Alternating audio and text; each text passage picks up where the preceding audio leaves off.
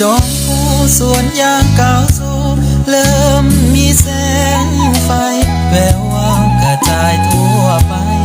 คือแสงโคมไฟของกรรมกรกีดยางกลางคืนอยู่จนเดินดื่นจริงได้หลับนอนอาชีพเป็นกรรมก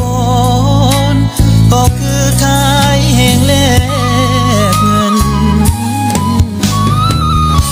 ชีวิตขาดเกินแฟนเหมือนนี้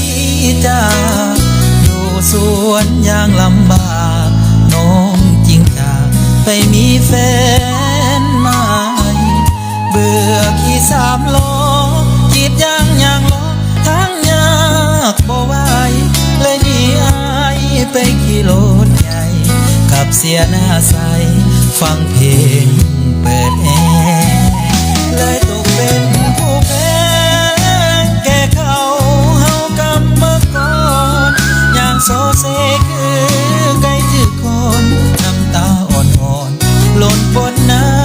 ำยาคือเก้ากีดใจน้องกีดใจอ้ายคือกีดต้นยาน้ำยางหยดหมดสิ้นทุกอย่างอ้างว้างคือต้นยางตาให้เจ้าสดใสไอ้ขออวยพรจากใจของกรรมกรให้น้องโชคดีมีหากมีวันใดเขาทิ่มน้องไปให้หวนคืนทางซาเล้งคันเก่าห่างๆผมเสียหับนางหวนคืนทางเก่า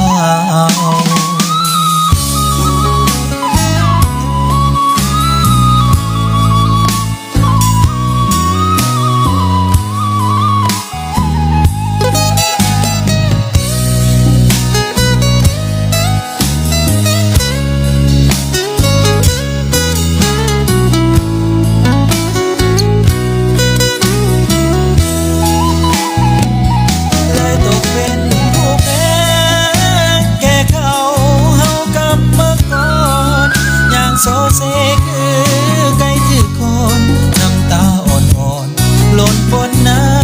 ำยาคือเก้ากีดใจน้องกีดใจอ้ายคือกีดต้นยาน้ำยางหยดหมดสิ้นทุกอย่างอ้างว้างคือต้นยางตาให้เจ้าสดใสไอ้ขออวยพรจากใจของกรรมกรให้น้องโชคดีมี